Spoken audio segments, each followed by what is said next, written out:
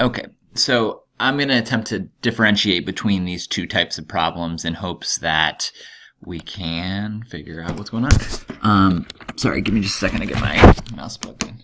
All right, so this problem, there's kind of two things. The first one, it says find P36. What this means is what number is in the 36th percentile, is in the 36th. Again, I can probably guess it's going to be somewhere around here, right? I'm just going to take a wild guess that it's one of these numbers. But to calculate this is where we're going to use that formula. It's going to be whatever percentile we have divided by 100 times the number of numbers we have. So we need to get that n value first. Let's go through and count how many numbers we have. 1, 2, 3, 4, 5, 6, 7, 9, 10, 11, 12, 13, 14, 15, 16, 17, 18, 19, 20, 21, 22, 23, 24, 25, 26, 27, 28, 29. I think we have 29 values, so I think n is 29 here. All right, so n is 29, and we can see we're doing this for the 36th percentile, so k is going to be 36. So to find, this is our locator, so we're going to do 36 divided by 100 times 29. So we go over 36 divided by 100, hit enter, and then we're going to times that by 29. And we get 10.44. So we're going to round this up, right? So my locator for here is 10.44. But this tells us how many places we're going to count up. And I don't want to count up 10.44 places. So instead, we're going to count up 11. So 1, 2, 3, 4, 5, 6, 7, 8, 9, 10, 11. And so the value in the 36th percentile, or P36, is the number 26. All right, the next one says 56 is in what percentile? So the first thing you need to do here is you need to make sure all your numbers are lined up from least to greatest. So I think I've done that. And now we need to identify where 56 is. It's right here.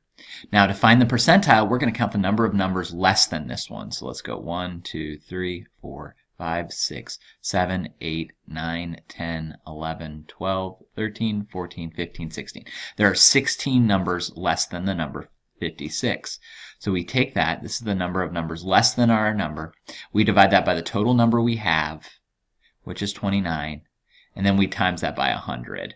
Again, if we just divided that, that would give us the decimal approximation, so 16 divided by 29, that's the decimal, right? But most of these are written as percentages, so we times it by 100, and we get 55.17.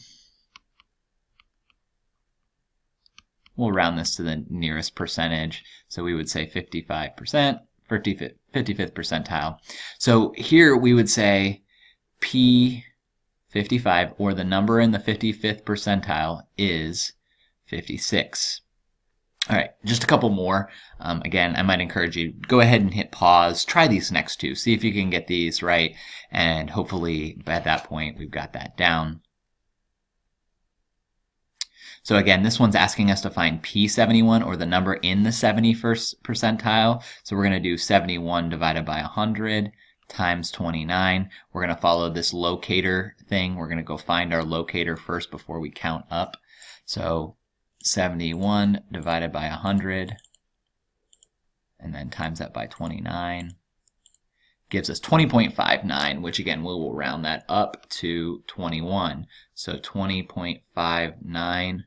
Round it up to 21. So now I need to go through and count up 21 spaces. 1, 2, 3, 4, 5, 6, 7, 8, 9, 10, 11, 12, 13, 14, 15, 16, 17, 18, 19, 20, 21, 23, 24. Wait, I'm sorry, 21. Back it up. Sorry. 1, 2, 3, 4, 5, 6, 7, 9, 10, 11, 12, 13, 14, 15, 16, 17, 18, 19, 20, 21. It looks like this is the number right there. So P with a little 71 down here is equal to 91. Finally, the number 4 is in what percentile? This isn't bad. Here's 4 right here. We can see that there are 3 numbers less than that. So to find what percentile it's in, it's 3 divided by the total number of numbers I have, or n, which is 29, and then we're going to times that by 100. So 3 divided by 29 times 100. And then again, we'll round this to the nearest percentile, so that would be the 10th percentile, right? So P with a little 10 down here is the number 4.